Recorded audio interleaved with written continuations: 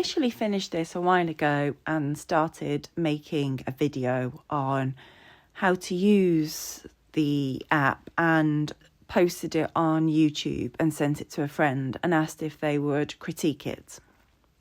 And they came back with, they thought it was good, but they've never seen the app before and it'd be nice to do a little intro into it. So this is a little intro into the app. So I initially made this because I use a calculation for a stoof wedge, and being in a shared studio means that I don't always have access to a computer where I need to put the spreadsheet on, so that I always had my information. And as I progressed with the app, I thought, well, I don't just use photopolymer. I use cyanotype, and maybe it'd be great to have them both. But I've also done a course in platinum and palladium, which I need to experiment with. And there is all the alternative processes that I would like to use.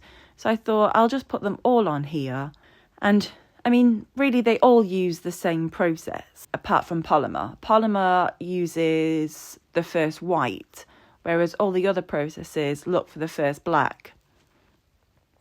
And so when I say I put them all on here, really what I did was I had a little box where you typed in the process that you used, and I was typing in cyanotype, salt, and so on.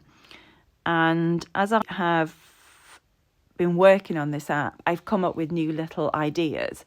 And so I ended up with a drop-down menu where you can actually pick the process and other if it's not here.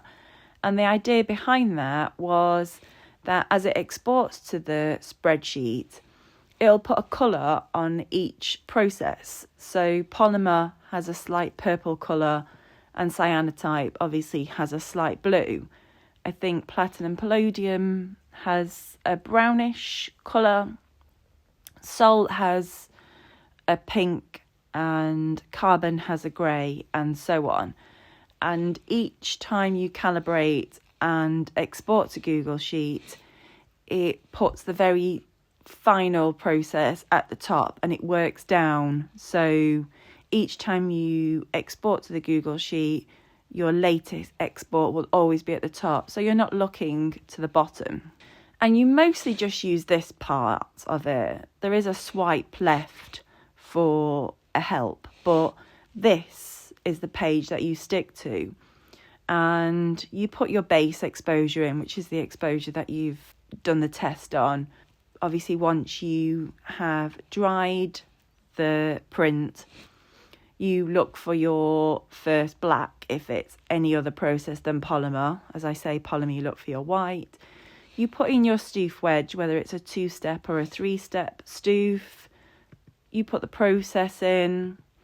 The paper type, because each one can create different outcomes. Different papers can be longer to expose than others. And the ink type, which is basically for polymer, really. Now, how I export to Google Sheet is all helped on the left side of the app, which you only need to open when you're first starting out. You have to create your own Google Sheet. This doesn't create a Google Sheet for you, but by creating your own, it's in your own Google account, and I don't have access to that. So this app really doesn't give me any of your information whatsoever, because I don't need it and I don't want to take on that responsibility. You just press this copy and it copies all of this. And you also need a code which makes it work, which is this extremely long code here, which looks a little daunting, but it's not. It's a simple, again, copy this code, stick it into the right place, and away you go. You also, at this point, need to open up settings and paste the URL where the actual sheet is and press save. The other two buttons are where you watch the video on how to set up the Google Sheet and use the app, and then another video on how you calibrate with a stoof wedge, and also calibrating after the stoof if you're looking to get the gradients of white to black, as I obsessively do if you've ever looked at my Instagram post. So this is the app really. It's very basic. It is very niche, and I'm not really looking to retire anytime soon on this. And something I never thought I would say, but I would appreciate it if you could actually like this video and subscribe to my channel. It does help me continue to make these little apps for me.